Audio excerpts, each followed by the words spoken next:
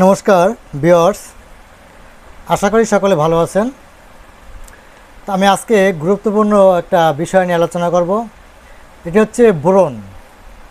এই ব্রণটা বর্তমানে ঊর্ধ্ব বয়সী যুবক এবং যুবতীদের ক্ষেত্রে বেশিরভাগ দেখা যায় এবং অধ্যয়নরত ছাত্রছাত্রীদের ক্ষেত্রেও দেখা যায়।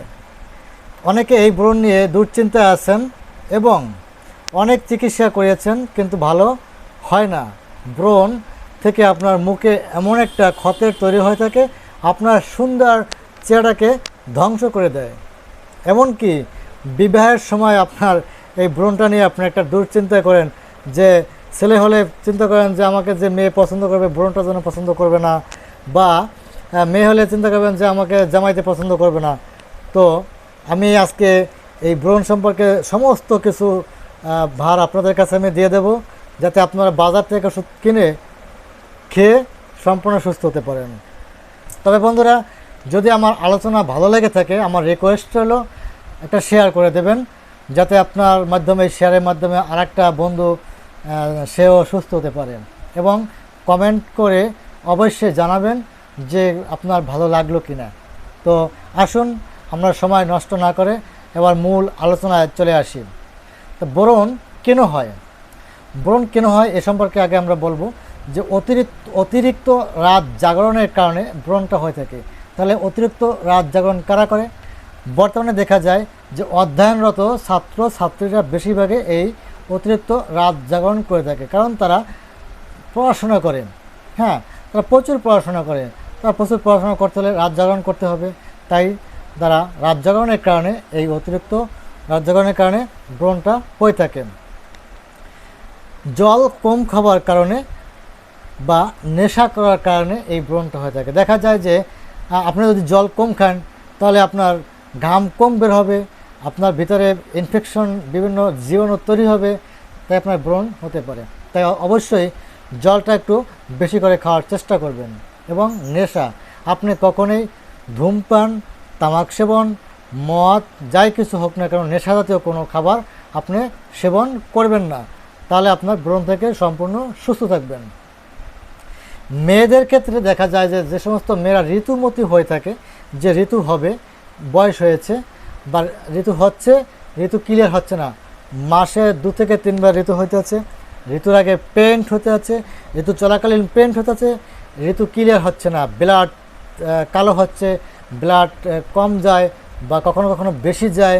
হ্যাঁ, এই যে সমস্যাগুলো থাকে, এই সমস্যার জন্য কারণে কিন্তু মেয়েদের ক্ষেত্রে এই ব্রণটা বেশি হয়ে থাকে। অতিরিক্ত মানসিক পরিশ্রম করলে এই ব্রণটা হয়ে থাকে।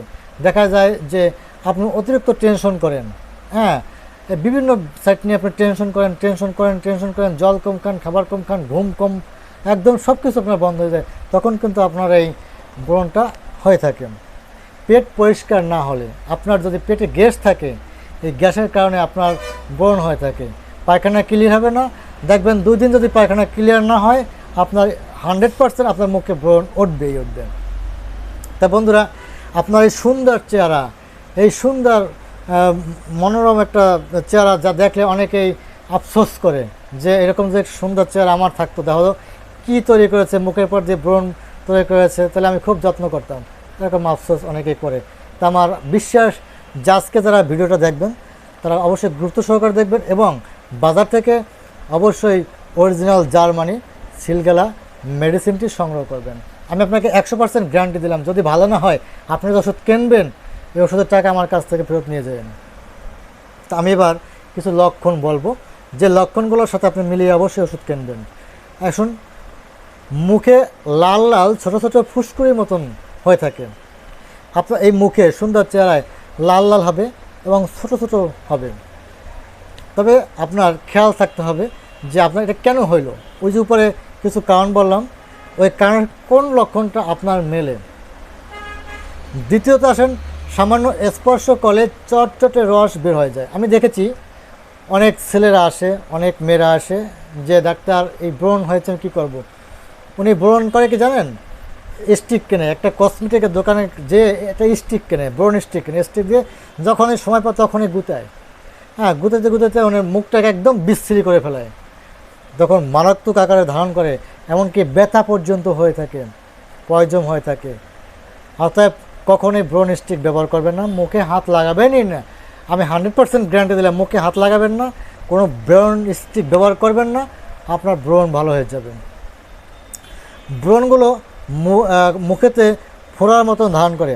একটু খেয়াল রাখবেন, কিছু মেয়েদের ক্ষেত্রে দেখা যায় যাদের ঋতুতে সমস্যা হয়ে থাকে, এদের ব্রণটা একটু বেশি হয়ে থাকে এবং ব্রণটা একটু বড় হয়ে থাকে। তো এখন এই ব্রণটার চিকিৎসা আপনার করতে হলে আগে ঋতুর চিকিৎসাটা করতে হবে। হ্যাঁ, ঋতুটা যদি আপনার ক্লিয়ার হয়ে যায় তাহলে আপনার ব্রণটাও ক্লিয়ার হয়ে যাবে। 4 নম্বর আসুন, ব্যথা হয়ে থাকে এবং চুলকায়। আপনার ব্রণে কিন্তু ব্যথা হবে, ব্যথা হয়, চুলকায়। হ্যাঁ, তখন আপনি অধৈর্য হয়ে যান, তখন হাত লাগান, ব্রণ স্টিক ব্যবহার করেন। তো এই যে আমি 4টা লক্ষণ বলছি, এই 4টা লক্ষণের সাথে আপনি মিলিয়ে ওষুধ কিনবেন। তবে উপরের যে আরও 5টা কারণ বলছি, কারণের সাথে আপনার 100% মিল থাকতে হবে। 100%-এ যদি মিল না থাকে, 90%, 60% আপনার কনফার্ম, 60% মিল থাকতেই হবে। যদি আপনি আপনার লক্ষণের সাথে না মিলিতে পারেন তাহলে অবশ্যই আমাকে কল করবেন, ঠিক আছে? কল করে শিওর হয়ে নেবেন, অথবা মেসেঞ্জারে নক করবেন, অথবা কমেন্ট করে জানাবেন, কোনো সমস্যা নাই। কারণ আপনাদের জন্য তো আমি, তাই না? আপনাদের সুস্থ রাখার জন্য আমি আছি। তো আমার কাছে বিভিন্ন জায়গা থেকে কল আসে, মেসেজ চলে আসে। এই তো গতকালকে একটা মেসেজ আসে খুলনা থেকে একটা মেসেজ আসে, তার আগে একটা মেসেজ ছিল ফরিদপুর থেকে মেসেজ এসেছিলো, তার কিডনিতে পাথর হয়েছে। আর একটা মেসেজ পেয়েছি বরিশাল থেকে, তার বাবার কিডনিতে পাথর হয়েছে।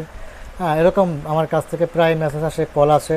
এবং ইন্ডিয়া থেকেও একটা মেয়ে, তার ব্রণের সমস্যা ছিল, তার ব্লাড ঋতুতে সমস্যা ছিল, সে আমাকে মেসেজ করেছে। তো আমি তাকে সমাধান দিয়েছি, ওষুধ ব্যবস্থা করে দিয়েছি, সে ওষুধ কিনেছে, খেয়ে এখন মোটামুটি অনেকটা ভালো। তো আপনারা আমাকে কল করবেন, কল করতে না পারলে মেসেজ দিয়ে রাখবেন, মোবাইলে মেসেজ দিয়ে রাখবেন, মেসেঞ্জারে অথবা হোয়াটসঅ্যাপে মেসেজ দিয়ে রাখবেন। আমি যদি কোনো কারণবশত আপনার মেসেজটা রিসিভ করতে না পারি, আমি পরবর্তীতে আপনার মেসেজটা আমি ব্যাক করব যে আপনি কি বলতে চান। তো বন্ধুরা, আজকে এ পর্যন্তই।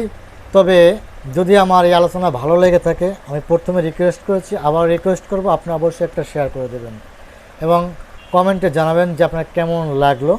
এবং যদি আপনার কোনো প্রশ্ন থাকে আমাকে প্রশ্ন করবেন, একদম নির্লজ্জভাবে, কোনো লজ্জা করার দরকার নাই, খোলাখুলি আমার কাছে প্রশ্ন করবেন।